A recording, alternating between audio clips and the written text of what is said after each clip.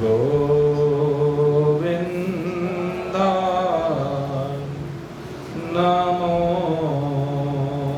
नमः। श्री कृष्णाय नमो नमः। नारायणाय नमोस्तुते। परमार्थ प्रतिपथिक जिज्ञासु वृंद, नित्य निरंतर भगवत चर्चा श्रवण करते करते परमात्मा की निकटता का हम अनुभव करते जा रहे हैं। परमात्मा प्रदत्त जो अमृतमय ये गीता जी का ज्ञान है, जैसे जैसे हृदयंगम होता जा रहा है, वैसे वैसे हृदय में परमात्मा प्रेम के भाव हिलोरे मारते चले जाते हैं और परमात्मा की उपस्थिति की हम अनुभूति करते चले जाते हैं। और इस सब में सबसे बड़ा जो भाव होता है, सबसे बड़ी जो भूमिका होती है, कल भगवान ने उसकी चर्चा करते हुए कहा कि उसमें श्रद्धा सबसे महत्वपूर्ण है। और ये श्रद्धा 3 प्रकार की होती है। संगजा श्रद्धा, शास्त्रजा श्रद्धा और स्वभावजा श्रद्धा। और यहाँ पर जो प्रसंग चल रहा है वो स्वभावजा श्रद्धा का चल रहा है। त्रिविधा भवति श्रद्धा देहि नाम सा स्वभाव। और ये स्वभाव का जो निर्माण होता है, कल इसके ऊपर विशद चर्चा आपके सम्मुख की गई थी। स्वभाव का निर्माण संस्कारों से होता है। और ये संस्कार एक तो जीव जन्म जन्मांतर के संस्कार लेकर अपने साथ आता है जब शरीर में आता है, और उसमें कुछ संस्कार और ऐड होते चले जाते हैं। और वो जो संस्कार ऐड होते हैं, माता पिता के होते हैं, अपने परिवार के होते हैं। इसमें जो संस्कार आगे और बढ़ते हैं, वातावरण के होते हैं, देश के संस्कार होते हैं, कुल के संस्कार होते हैं, परंपराएं होती हैं, परिस्थितियां होती हैं, काल होता है। इसमें बहुत फैक्टर हैं जिनसे ये स्वभाव परिवर्तित होता चला जाता है। लेकिन सामान्यतः देखा जाता है कि जैसे जवानी की दहलीज पर ये पग रखता है इस शरीर में, तो स्वभाव लगभग पक्ष से जाते हैं। उसके बाद इसकी अपनी एक मानसिकता बन जाती है, दूसरे के अधीन नहीं रहता है। इसके अंदर संस्कार परिपक्व होकर के स्वभाव इसका एक दिशा में दौड़ने लगता है। वह चाहे किसी भी दिशा में दौड़े, वर्ण से संबंध भी हो सकता है, जाति से संबंध भी हो सकता है, संप्रदाय से संबंध भी हो सकता है, क्योंकि सभी पहलू हैं जिनसे स्वभाव बनता है। लेकिन भगवान कहते हैं स्वभाव भाई सबके अलग अलग होते हैं। कोई भी 2 प्राणी ऐसे नहीं हैं जगत में जिनके स्वभाव एक जैसे। जैसे 5 उंगलियां कभी भी हाथ में एक जैसी नहीं हो सकती, उसी प्रकार से जगत में कोई भी 2 व्यक्ति कभी भी एक जैसे नहीं हो सकते। और भगवान की बनाई हुई सृष्टि में कोई भी 2 चीजें एक जैसी हो ही नहीं सकती। आप जरा विचार करके देखें एक वृक्ष के ऊपर, तो वृक्ष के ऊपर जब हम विचार करते हैं, उसको देखते हैं, उसका चिंतन करते हैं, तो आप देखेंगे कि एक एक पत्ता भिन्न है। वृक्ष के ऊपर अगर लाख पत्ते लगे हुए हैं तो लाख ही प्रकार के होंगे। पत्ते पत्ते की कतरन न्यारी, हाथ कतरनी कहीं नहीं। ये परमात्मा की सृष्टि की विशेषता है। आपके सिर के बाल उतार करके देख लीजिए, कोई दो बाल भी आपको एक जैसे नहीं मिलेंगे। ये विशेषता है, विचित्रता है। इसी प्रकार से स्वभाव की बात कहते हैं कि सबके स्वभाव भिन्न प्रकार के होते हैं। यो यत श्रद्धा स एव सह, जिसकी जैसी श्रद्धा बनती चली जाती है, जैसा परिवेश उसको मिलता चला जाता है, कहते वो वैसा ही हो जाता है। किसी भी व्यक्ति के बारे में अगर हमें जानकारी करनी है कि ये व्यक्ति कैसा है, तो कहते थोड़ा सा निकट में रह करके उसके स्वभाव को देखिए, और स्वभाव को देखने पर आपको पता चल जाएगा कि इसकी श्रद्धा कौन सी है, सात्विकी है, राजसी है या तामसी है। नजदीक में रहने से पता चलता है। आप देखेंगे व्यक्ति का एक रूप होता है जो बाहर दिखाई देता है, और भगवान कहते हैं कि जो बाहर बड़ा रूप दिखाई देता है ये तो बहरूपिया है, असली रूप तो अंदर का है। अंदर के रूप से ही बाहर के रूपों में परिवर्तन होता दिखाई देता है।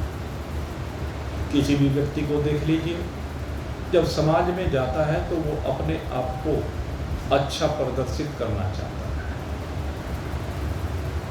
लेकिन उसके प्रदर्शित करने से वो अच्छा नहीं हो जाएगा। अच्छा कब होगा?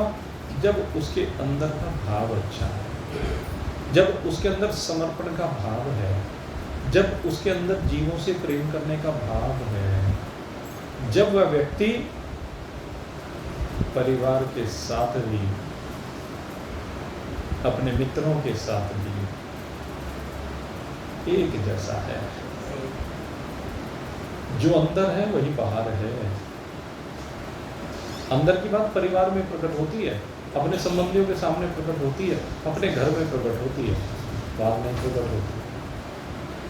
जंदर तो जब हम झांक कर देखते हैं ना, तो पता नहीं भाई क्या क्या निकल कर के आता है। और इस कलयुग में तो आदमी,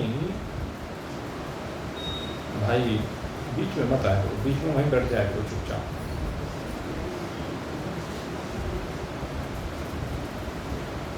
ये जो कलयुग है ना, इसका प्रभाव बड़ा विचित्र है भाई।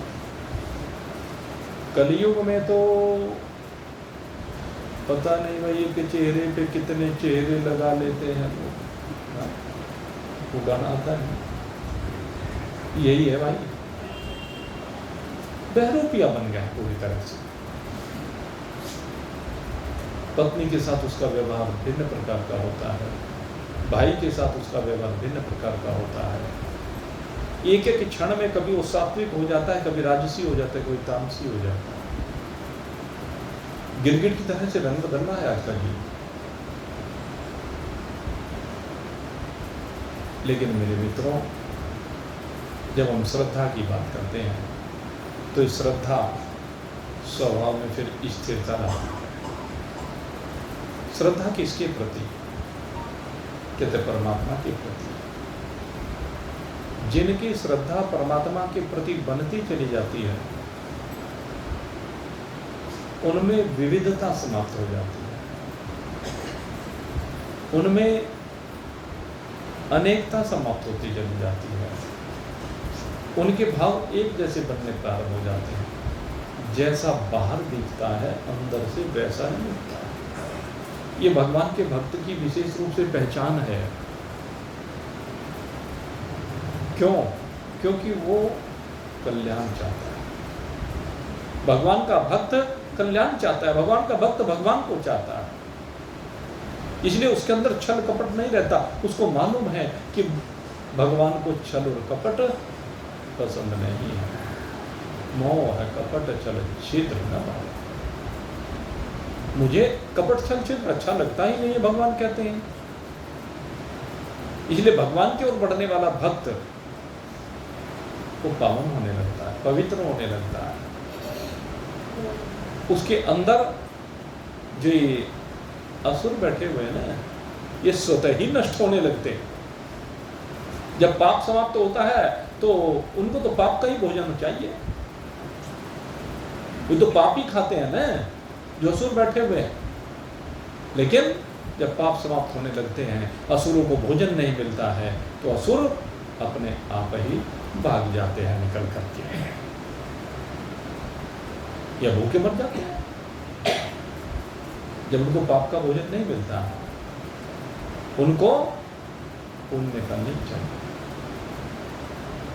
उनको छल कपट चाहिए। इसलिए भगवान कहते हैं कि जब श्रद्धा होती है तो श्रद्धा से भक्त भगवान की ओर बढ़ता चला जाता है। और कैसी कैसी गतियों को ये श्रद्धावान प्राप्त होता है। आज अब हम ये चौथे श्लोक की ओर प्रस्थान कर रहे हैं। चौथे श्लोक में बहुत सी भ्रांतियों को दूर किया गया है जो रोजमर्रा की जिंदगी में काम आने वाली है। तो आइए अब मैं आपको चौथे श्लोक की ओर लेकर के चलता हूँ। इस चौथे श्लोक का हम दर्शन करेंगे और इसके दर्शन करने पर अनेक गुत्थियाँ हमारी सुलझेंगी, क्योंकि भगवान ने यहाँ गुत्थियाँ ही सुलझाई। हाँ जी, कुछ कहना चाह रहे हैं? जैसा आपने अभी कुछ इस तरह की बात कही, वो मेरी समझ में आ रही है कि उसका भाव जो है स्त्री के प्रति दूसरा होता है। कहने का भाव, हाँ, इसको समझ लीजिए। इसमें दो प्रकार की बात है। एक बात तो ये कि स्त्री के साथ जो भाव है वो पति पत्नी के रिश्ते को लेकर है। यहाँ मैं उस बात की चर्चा नहीं कर रहा, मैं स्वभाव की चर्चा कर रहा हूँ कि उसका जो रूप होता है स्त्री के प्रति घर में व्यवहार उसका कैसा होता है। भाई के प्रति जब व्यवहार करता है तो उसमें थोड़ा सा और दिखाऊपन होता है। पत्नी के प्रति उसकी एक्चुअलिटी सामने आती है, बच्चों के प्रति उसकी एक्चुअलिटी सामने आती है। लेकिन जब समाज में बाहर निकलता है तो उसके भावों में जैसे जैसे वो आगे बढ़ता है उसके भाव में परिवर्तन आता चला जाता है, वो दिखाऊपन आता चला जाता है। वो वास्तविक स्वभाव जो है उसका वो नहीं रहता। एक वो है कि हम जो पात्र हमारा जिसके प्रति जैसा जैसा संबंध है उसके अनुसार हमारा व्यवहार होता है, वो एक अलग चीज़। मैं उसकी चर्चा यहाँ नहीं कर रहा था, मैं इस व्यवहार की चर्चा कर रहा था, इस भाव की चर्चा। तो अब इस चौथे श्लोक में प्रवेश कर रहे हैं। वो आगे की बात है, ये लोक व्यवहार की चर्चा है। ये तो अभी लौकिक व्यवहार की चर्चा चल रही है, इसमें हम ब्रह्मात्मी वाला भाव अभी नहीं किया। ये श्रद्धा का विषय चल रहा है और श्रद्धा के विषय में किस प्रकार से स्वभाव बनता है प्राणी का, हम चर्चा उसकी कर रहे हैं। और ब्रह्म ज्ञान का विषय है, इससे ऊपर जा करते हैं। ये अभी बीच चर्चा चल रही है। यजन्ते सात्विका देवा यक्षरक्षांसि राजसाः प्रेतान् भूतगणाश्च अन्ये यजन्ते तामसा जनाः। भगवान ने सीधे सीधे कहा, कहते जिसका स्वभाव सात्विक हो गया वो किसको पूजता है? देवताओं को। जिसका स्वभाव राजसी हो गया है वो यक्ष और राक्षसों को पूजता है। और कहते हैं जिसका स्वभाव तामसी हो गया है वो भूत प्रेतों को पूजता है। अब इसको थोड़ा सा स्पष्ट यहाँ पर करेंगे। सबसे पहले सात्विक भाव से संयुक्त प्राणियों की चर्चा भगवान कर रहे हैं। यजन्ते सात्विका देवा। जब हम यहाँ पर देवों की बात करते हैं तो यहाँ पर पंचदेवों का विशेष रूप से वर्णन आता है। पंचदेव कौन से? कहते जिनको हमारे यहाँ भगवान के रूप में माना गया, जिनको ईश्वर की कोटि में रखा गया। कहते जो सात्विक लोग होते हैं उनका भाव क्या है, वो क्यों भगवान का पूजन करते हैं, भगवान का यजन करते हैं, भगवान से प्रेम क्यों करते हैं? वो कहते चूंकि वो भगवान को चाहते हैं। उनके मन में भाव था कि मुझे भगवान को ही पाना। जब उनके मन में भाव होता है, इसीलिए वो भगवान की ओर आगे बढ़ते हैं, अपने साधनों को, उन साधनों को अपने जीवन में लेकर के आते हैं जिनसे भगवान की प्राप्ति हो। इसलिए यजन्ते ही सात्विकः देवान्। तो 5 देव विशेष रूप से कौन से हैं? तो कहा कि सबसे पहले जो सबसे अधिक उपासक हैं वो भगवान नारायण के उपासक होते हैं। भगवान नारायण और भगवान नारायण के 24 अवतार। एक भगवान नारायण ऐसे हैं ईश्वरीय कोटि में जिनको सबने ईश्वर के रूप में माना है। ये भगवान नारायण ही ऐसे हैं। वो भगवान के अवतार, चाहे उसमें आगे जाकर के अगर मैं बात करूं तो 24 अवतार भगवान के होते हैं। उसमें कुछ ऋषि रूप में अवतार हैं, कुछ अन्य योनियों के भी अवतार हैं भाई। हैग्रीव है, मत्स्य है, कच्छप है, वराहा है, ये अन्य योनियों के, नरसिंह भी इस प्रकार के भी। और एक ऋषियों के रूप में जैसे अवधूत दत्तात्रेय हैं, भगवान कपिल हैं, जैसे ऋषभ देव भगवान हैं, जैसे भगवान नर नारायण हैं, ये तपस्वियों हैं, या नारद जी हैं, सनकादिक ऋषि हैं।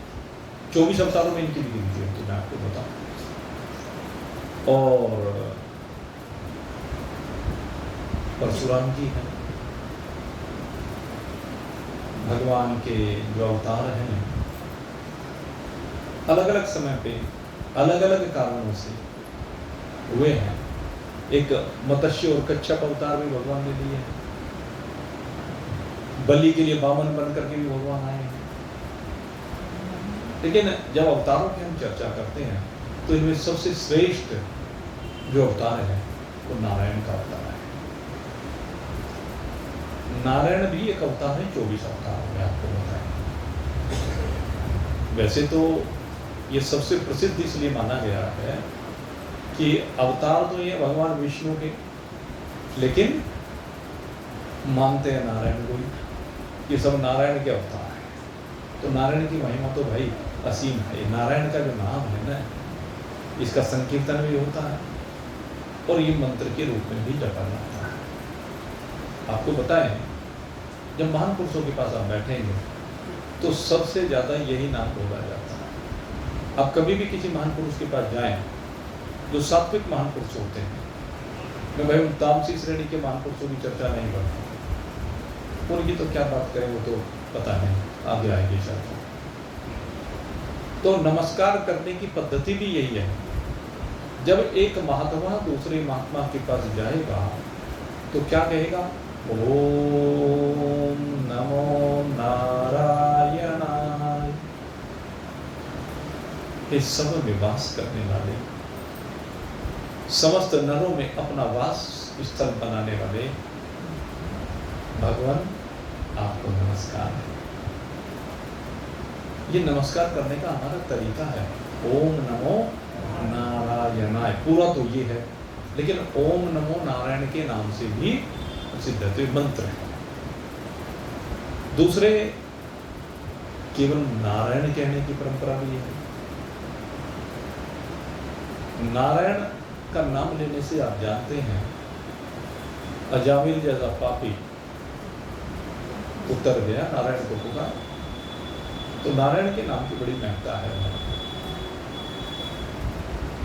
अनेक घटनाएं आती हैं श्रीमद् भागवत में, पद्म पुराण में, वराह पुराण, वामन पुराण, विष्णु पुराण। अब जब पुराणों को भी देखेंगे ना, 18 पुराणों को, 18 पुराणों को, तो आप देखेंगे इन भगवान के 24 अवतारों से संबंधित ही ज्यादातर पुराण।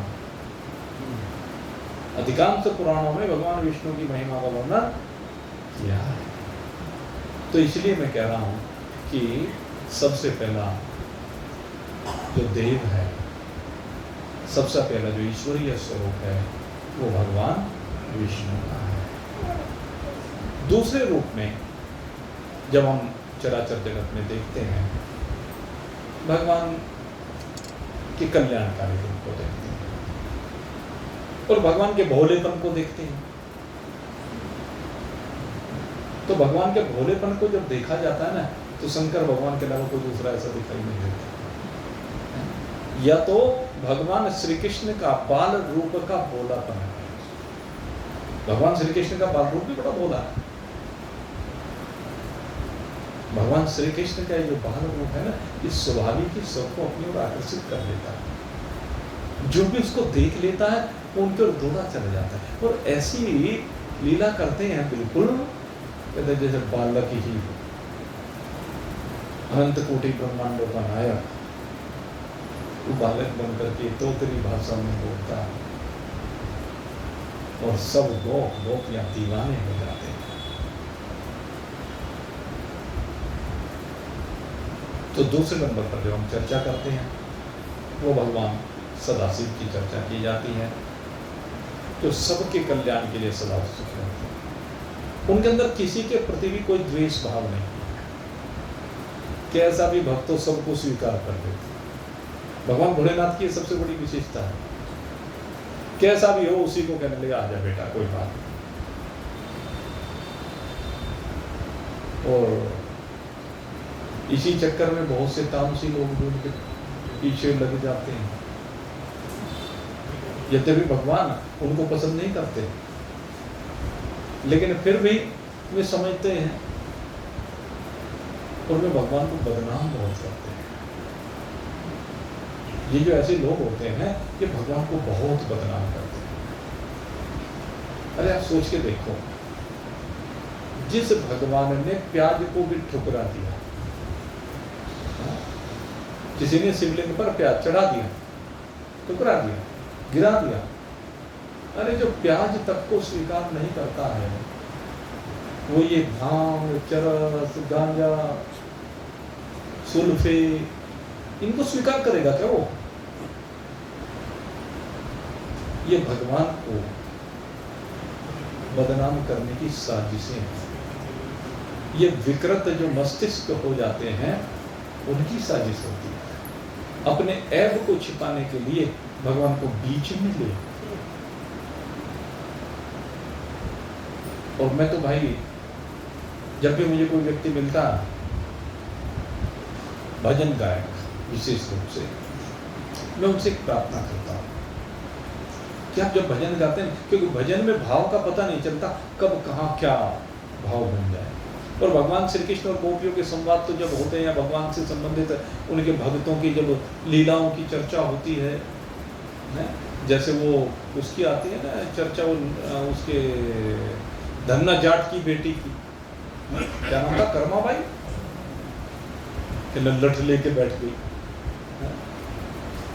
टिक्कड़ खा ले रहे, मतलब इस तरह के शब्द जो है। तो मैं उनसे प्रार्थना करता हूँ कि आप भजन को गाइए, कर्मा बाई की महत्ता को गाइए, जनाबाई की महत्ता को गाइए, सुक्कू बाई की महत्ता को गाइए, मीरा बाई की महत्ता को गाइए। सब भगवान की अनन्य प्रेमिकाएं, अनन्य भक्त हैं ये। लेकिन जरा शब्दों का जब संचय करें ना, तो उनमें विकृति ना आए। ये जो विकृति आती है, आप तो भाव में गा रहे हैं, आप तो प्रेम में बात, आपके अंदर तो भाव ठीक है, आपका भाव खराब नहीं है, लेकिन जो सुनते हैं ना, वे उन्हीं भाव को ग्रहण करके भगवान के उसी रूप की कल्पना करने लगते हैं। कर्माबाई के उस लठोरे को देख करके वो भी लठ लेके बैठ जाए, तो ये क्या उचित होगा? चिंतन करें। और इस मामले में हमारे भगवान भोलेनाथ को बहुत बदनाम किया है, जिनकी मानसिकता विकृत हो गई है ना, उन्होंने बहुत बदनाम किया। और मैं कहता हूँ इसी से हमारी संस्कृति का ह्रास होता है। ऐसे कार्यों से ही दूसरे लोग हमारे पर उंगली उठाते हैं कि तुम्हारा भगवान नशेड़ी है, भंगेड़ी है। तो भाई मुझे तो देखो इस विषय पर बड़ी आपत्ति है, और इसीलिए मैंने जो ये आप लोगों ने 12 ज्योतिर्लिंग का निर्माण कराया, मैंने वहाँ बोर्ड भी लगवा दिया। अब कोई माने या ना माने वो अलग बात है भाई। यहाँ पर हमने पंडितों को कह भी दिया था कि भगवान की केवल सात्विक शक्तियों का आह्वान करना है। इन 12 ज्योतिर्लिंग में भगवान की केवल सात्विक शक्तियों का आह्वान किया गया, इसलिए ये सात्विक पदार्थ ही स्वीकार करते हैं। ये तामसिक पदार्थों को स्वीकार नहीं करते हैं, धतूरे वगैरह इन चीजों को भगवान स्वीकार नहीं करते हैं। मैं बिल्कुल स्पष्ट कहता हूँ, यहाँ पर इन चीजों को स्वीकार नहीं किया जाता। ये अगर यदि आप चढ़ा रहे हैं तो भगवान का अपमान कर रहे हैं, तिरस्कार हो रहा है। इसलिए हमें अपनी संस्कृति को बनाना है, भगवान की आड़ में अपने ऐब को छिपाए नहीं, अपने दुर्गुणों को छिपाए नहीं, इन दुर्गुणों को दूर करें। अरे भगवान तेरे सबसे बड़े हितैषी हैं, भगवान तुझे सबसे ज्यादा प्रेम करते हैं, भगवान से ज्यादा प्रेम करने वाला कोई दूसरा है ही नहीं। इस बात को कब समझेगा? अब नहीं समझेगा तो कब समझेगा भाई? अभी समझेगा। अब से अच्छा मौका तो दूसरा मिलेगा क्या? इस बात को समझ लेना कि जब संतों से मिलन हो जाता है तो समझ लीजिए अब हरि से मिलन में कोई देरी नहीं होती। संतों का मिलन हरि मिलन का प्रतीक है भाई, क्योंकि संत उस रास्ते पर लेकर के जाते हैं जिस रास्ते से चल करके आप परमात्मा के निकट पहुंच जाते हैं। यजन्ते सात्विका देवा। जो महापुरुष होते हैं वो आप के स्वभाव को सात्विक बनाते हैं, और सात्विक स्वभाव जब आपका पक्का हो जाता है तो परमात्मा के साथ हमारी दूरी रहती नहीं। आप बिल्कुल निकट में डेरा जमा लेते हैं। उपासना का अर्थ भी यही है, उपासना उपजमा आसन, अर्थात उप कहते हैं समीप को, आसन बैठ जाना, यानी भगवान के समीप में बैठ जाना। वे पद्धतियां संत आपसे साधन कराते कराते आपको भगवान के निकट बैठा देते हैं। कब समझें कि हम परमात्मा के निकट बैठ गए हैं? कब हमें विश्वास हो? बहुत सुंदर चित्रण किया। जब संत मिलन हो जाए, जब संत मिलन हो जाए, तेरी वाणी हरि गुण गाए। जब संत मिलन हो जाए, तेरी वाणी हरि गुण गाए, तब इतना समझ लेना अब हरि से मिलन होगा। तब इतना समझ लेना अब हरि से मिलन होगा। और लक्षण बताए, यदि कोई भी घटना हो जाए, कोई कुछ भी कह दे, कितना ही तिरस्कार कर दे, कितना ही अपमान कर दे, कितनी गालियां दे दे, घरवाली घरवाला कितना ही गलत बोल जाए, लेकिन जब क्रोध किसी पर ना आए, जब क्रोध किसी पर ना आए, सब में तो नजर हरि आए, सब में तो नजर हरि आए, दिन रात याद हरि आए, तब इतना समझ लेना अब हरि से मिलन होगा। दिन रात बस हरि याद आए, दिन रात हरि के अलावा तुझे कुछ सूझे नहीं, दिन रात बस परमात्मा का स्मरण करते रहे। सब में जो भी प्राणी तुझे दिखाई दे, उसी में तुझे उसकी प्रभुता दिखाई दे, उसी में तुझे उसके दर्शन हो, उसी में उसकी शक्ति दिखाई दे, वो सबका अधिष्ठान तुझे दिखाई दे। तेरा आंखों को जो दर्शन हो रहा है ना, बस वो दर्शन ही तुझे परमात्मा का दर्शन करा देगा। और लक्षण बताते हैं कि परमात्मा से लो लगाते परमात्मा से प्रेम करते करते, परमात्मा को पुकारते पुकारते जब तेरी आंखों से झरझर आंसू पड़ने लगे, आंखों से आंसू आए, आंखों से आंसू आए, तेरा मन गदगद हो जाए, आंखों से आंसू आए, तेरा मन गदगद हो जाए, कोई और न मन को भाए। बहुत बड़ी बात है, कोई और न मन को भाए। यहाँ व्यवहार समाप्त हो गया। यहाँ न कोई बालक है, न पति है, न पत्नी है, केवल एक भाव है, त्वमेव सर्वम मम देव। केवल एक तुम ही मेरे सब कुछ हो। भाई बंधु कुटुंब कबीला सबको उठा के एक तरफ रख दिया। तेरे मन में परमात्मा के अलावा किसी का भाव ही ना आए, कोई और न मन को भाए, दर्शन को मन ललचाए, कोई और न मन को भाए, दर्शन को मन ललचाए, तब इतना समझ लेना, अब हरि से मिलन होगा। लक्षण है मम गुण गावत पुलक शरीरा, मम गुण गावत पुलक शरीरा, गद गद गिरा मैंने बहनी। अरे ये आंखें बस मोर के चंदे के समान है। अगर यदि इन आंखों से परमात्मा के प्रेम में दो प्रेम के आंसू नहीं बहे तो बस शोभा मात्र है और कुछ नहीं है। जब तक इन आंखों में तेरा परमात्मा ना बसे तब तक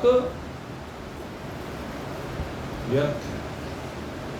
इन आंखों में परमात्मा बसना चाहिए।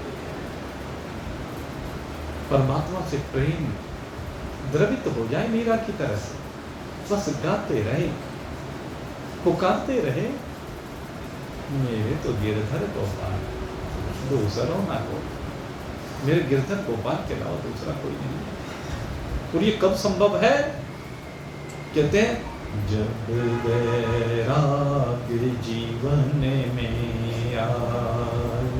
वैराग का मतलब किसी से राग नहीं रहा, संसार में सारे संबंधों में केवल एक परमात्मा दिखने लगा, कोई राग नहीं। जब वैराग जीवन में आए, भोग न तन को भाई। कितनी बड़ी बात बताई है।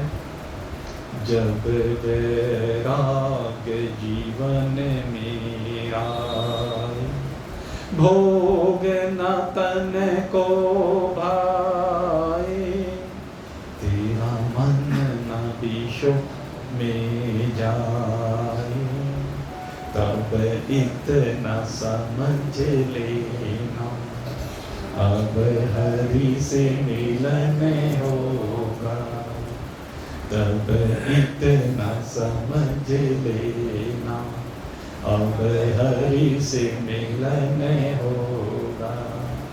और एक लक्षण और बताया, जब सद्गुरु तुझे मिल जाए। सद्गुरु की बात की है। सद्गुरु कौन? जो तेरा सत्य से संपर्क कराता है, जो तेरे सत्तत्व की ओर लेकर जाता है। जो तुझे संसार के आकर्षण में नहीं मानता, संसार के आकर्षण को समाप्त करके तेरे अंदर परमात्मा के प्रति चाहत को जगाता है, तेरा आकर्षण परमात्मा की ओर डाइवर्ट कर देता है, वो है सदगुरु। जब सदगुरु तुझे मिल जाए, और उनकी कृपा से जब आत्म ज्ञान तुझे हो जाए, और आत्मज्ञान होने पर क्या होगा?